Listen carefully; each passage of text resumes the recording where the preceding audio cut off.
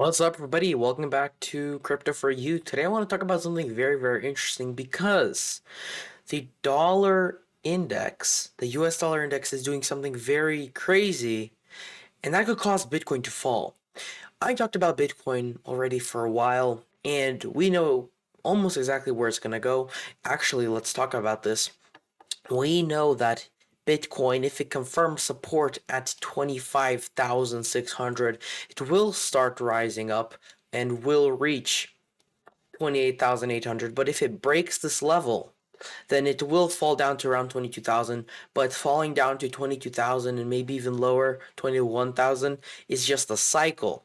That's what we talked about 2 live streams ago. Go back and watch that live stream. Also talked about Ethereum and how it looks like it's doing a bearish pennant that could take us also down to around $1,300. Now, we know all these things, but the correlation, the anti-correlation with the DXY is something very crazy. Because if we look at the DXY, here it is right over here. This is just the US dollar index. What it is just an index which shows the value of the dollar with other currencies. If we look at that index, you can see some very interesting things. You can see that we were inside of this pattern. This is looks like a bottom three drives pattern, maybe a descending channel that we might be just breaking out of.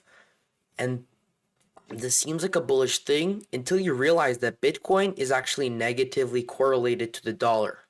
Usually Bitcoin is correlated to, for example, stocks positively, meaning that if a stock goes up, Bitcoin would follow it a little tiny bit later.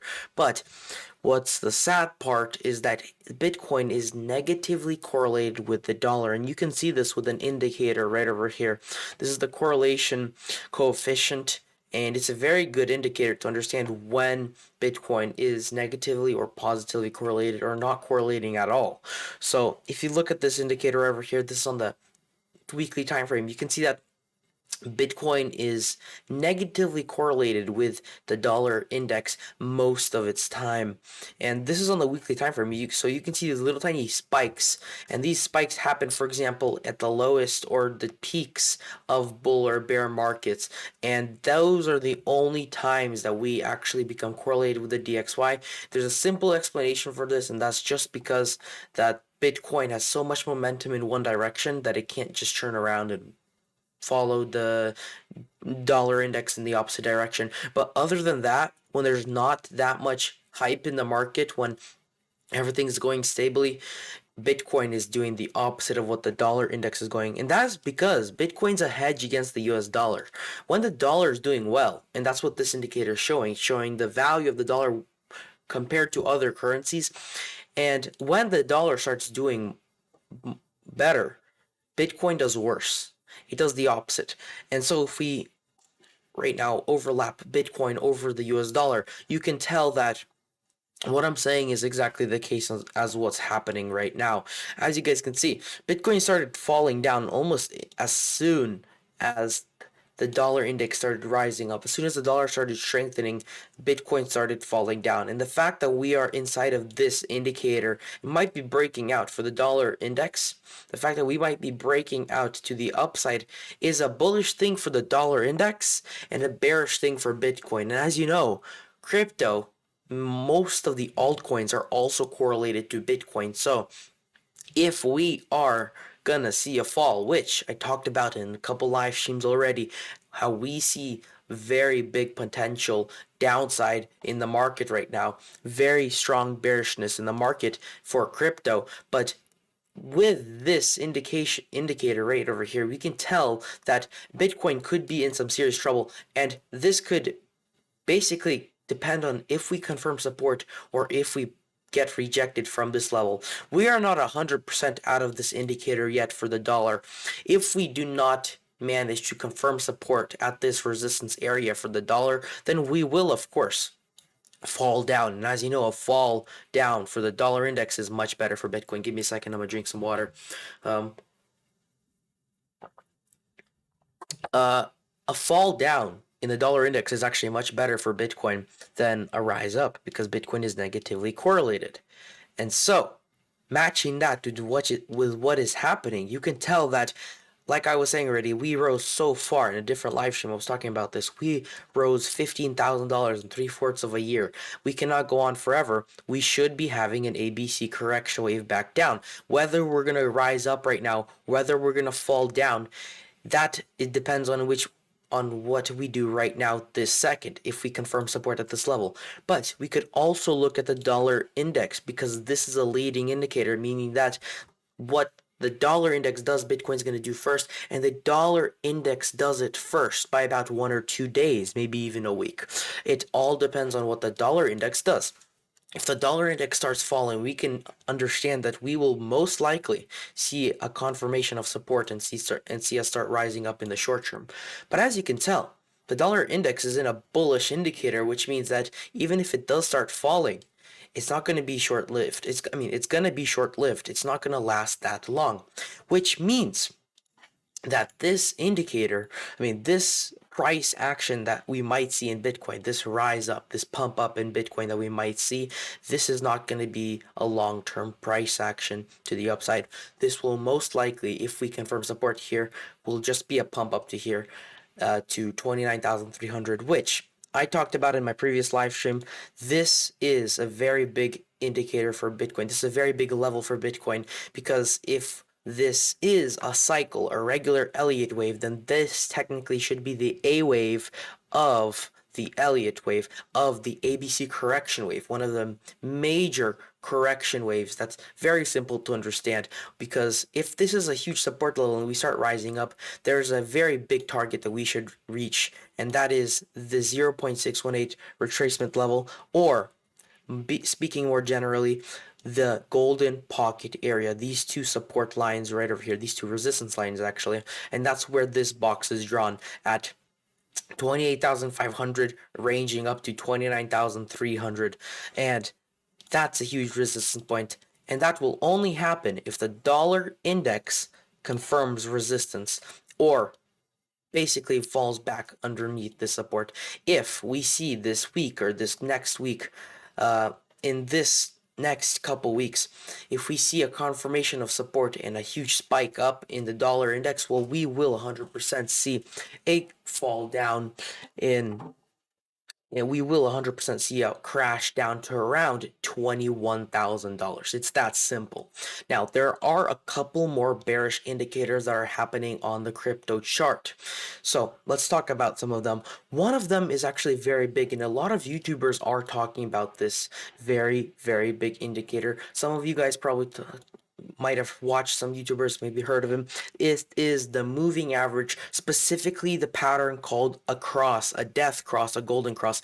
That might be happening, and a death cross in particular is a little bit scary, and that is when this blue line, the 50-day moving average, crosses below this red line, the 200-day moving average. When the 50 goes right below the 200, that becomes a death cross, and that is a very bad crossing of these moving averages because that is a very significant sign of bearishness. Let's go back in time and see a couple times that this happened in the past. If we go a couple times in the past, you can tell that this has happened only when we either enter or exit bear markets, when this has happened legitimately. Of course, this is not 100% of the time. This is not a 100% foolproof indicator. There are fake outs. There are fake indicators, fake sightings of this death cross or this golden cross, which is actually the bullish variant of the death cross. But right over here, after the bear market, we could see we had a crash and we had a death cross right over here, which showed the continuation of the pattern straight down. If I could actually pull up these two moving averages without the other two moving averages, just separately, the 50 and the 200, it would be much better. So just give me a second. These are just simple moving averages, and what these simple moving averages are, they're just the previous candles, the previous price movements arranged into one singular point. It's just a simple average put into a line because every single candle creates a new point drawn there. Specifically, the last 50 candles and the last 200 daily candles. So, pulling these up real quick, if we find it. Not those. I believe this will work. I can tweak it real quick.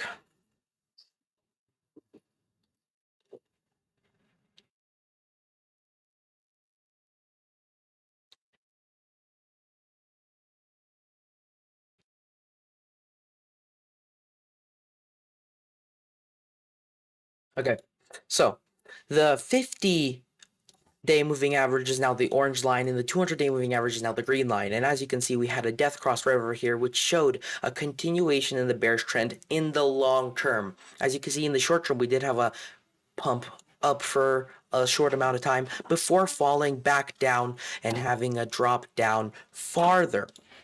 And as you can see, we had a golden cross right over here at this area. And this was the start of the bull market. Now, after this area, we actually started rising up, and this showed us a big bullish indication, big start of a bullish trend. And we're doing the same exact thing right now.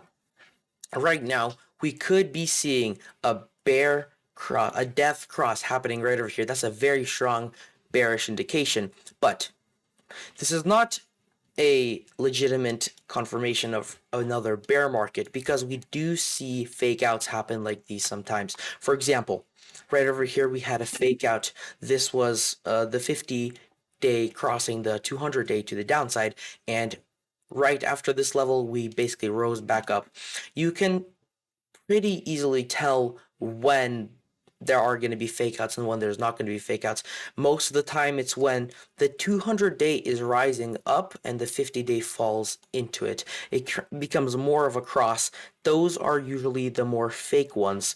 And how we can tell if this is a fake cross or not, the 100% way is just to tell it by time. But if we see a more sloped down approach when we cross it, some sort of thing like that, that could be a very big sign of bearishness. And adding all that up with all the indicators that I've been talking about in the last couple live streams, we could see a short-term fall if we break the support down to $22,000, $21,000, and by short term I mean the next couple weeks to a month. If we break this, if we confirm support, we could save us from doing this death cross and keep our golden cross that we did in the beginning of the bull market.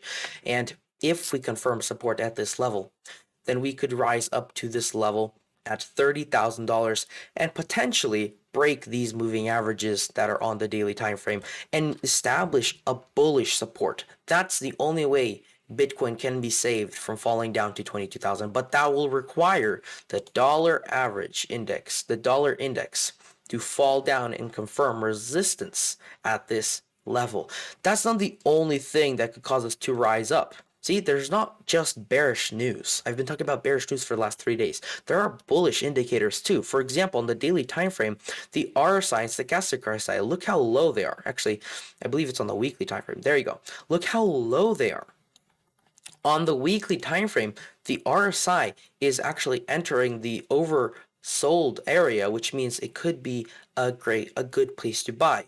But we can't just use the RSI by itself. Pairing that with the stochastic RSI, we can see that we could be in an area, in a state of reversal very, very soon, because when the RSI goes below this level, below 45, and the stochastic RSI goes low also, and only then when it flips to blue after that, if I pull the stochastic RSI away from these popping up little tiny cubes so we could see, when the RSI goes below 45 and the stochastic RSI flips to blue, that's a very strong indication of a bullish trend that's about to start. For example, right over here, as soon as the stochastic RSI flipped to blue, that's when we saw the start of the bull trend. But it only happened.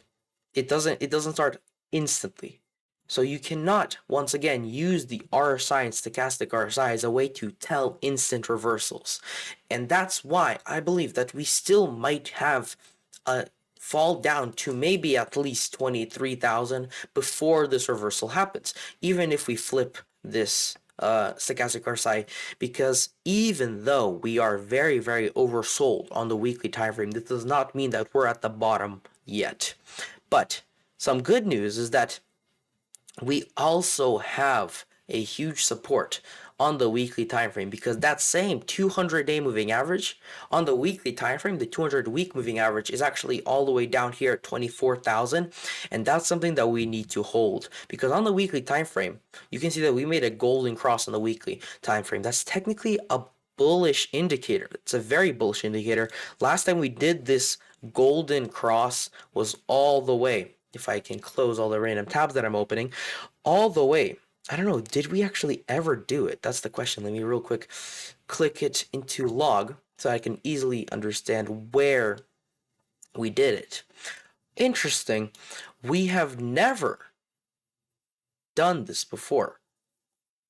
We have never had the 50-day moving average fall below the 200-day moving average. Sorry, the 200-day moving average is on top, the 50-day moving average on the bottom. I mixed them up because look at this. We have always, if we go back in history, this is something interesting that I just figured out, that as I'm telling you guys this, I just saw this. Always in the history of Bitcoin has the 50-week moving average stayed above the 200-week moving average. Never in the history of Bitcoin was the 50-week moving average below the 200-week moving average. Now, that's not necessarily a bearish thing. This might be because the Bitcoin price already has fallen over to, look how far below we fell below this 200-week moving average. And all that means is that when Bitcoin was over here at this lowest point, the 200-week moving average, since it's so big, continued to rise up, while the 50-week, since it's not as lagging, caught up.